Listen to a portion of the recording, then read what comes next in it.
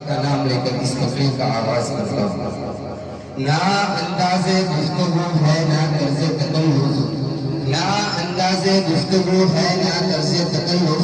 मेरा खिताब सुनने वालों, अस्सलामु अलैकुम। दे सलामी उस झंडे को जिससे तेरी शान है, दे सलामी उस झंडे को जिससे तेरी शान है।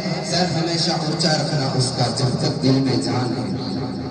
दोस्तों, इंडिया से मोहब्बत करना, अपने देश से मोहब्बत करना, ये क्या है? इसका मतलब क्या है? इसका मतलब ये है कि अपने हिंदुस्तान के कानून को जानना, समझना, पहचानना, उस पर अमल करना, पढ़ना, पढ़ाना, कुछ करना, कुछ बनना, लिखना, लिखवाना, अपने देश के लिए जान लुटा देने वाला जज्बा रखना, ये है इसका मतलब।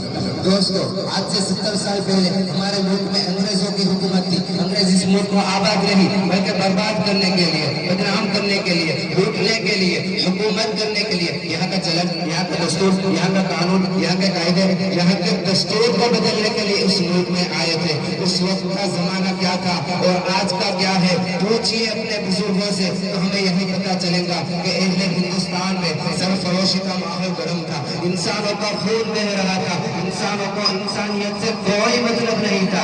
ऐसा माहौल हमारे मुल्क में चलता था और ऐसे ही माहौल में हमारे कुछ नेता शहीद हो गए जो अपने जिस्म और जान की परवाह न करते हुए। लेकिन आज हम लोग इतने मतलबी हो गए, इतने मतलबी हो गए, ना जनता को वोटिंग से मतलब है, ना नेताओं को देश प्यारा है।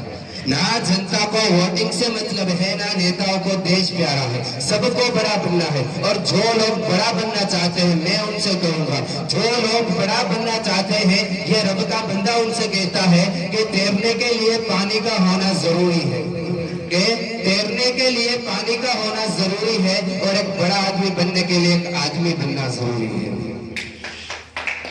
मेरी समझ में ये नहीं आता कि हमें इनकलाबी लहजे के लिए क्यों शायरी करनी पड़ती है। या तो मेरी सांस रुकेगी या तो कलम पर सच लिखेगी। जो मीठी बातें दरबारों के दर से वापस आई है, भूखी चीखें शान सदों के दर से वापस आई है। अरे जब झोपड़पट्टी से जरूरी राजमहल की घोड़ी है, मजबूरी में नन्ही बेटी कूड़ेदान में छोड़ी है।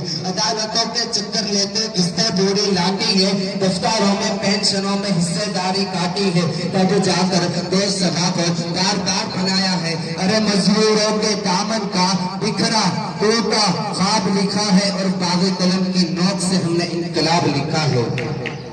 मेरे दोस्तों, मैं आपसे आज का दिन हमें इस बात का पैगाम देता है, हम चाहे उत्तर में रहे, चाहे दक्षिण में रहे, चाहे पूर्व में रहे, चाहे पश्चिम में रहे, हम चाहे दुनिया के किसी भी कोने में रहे, अपने वतन का दर्जा इस तरह ले रहा है कि सब मुल्कों से ऊंचा मुल्क हमारा हो, सब मुल्कों से ऊंचा मुल्क हमारा हो। अरे उसी करीब पर तो लाहौर का इकबाल 125 साल पहले तड़प उठा था कि सारे जहां से अच्छा हिंदुस्तान हमारा, सारे जहां से अच्छा हिंदुस्तान हमारा, हम बुलबुले उसके ये गुलसिता हमारा।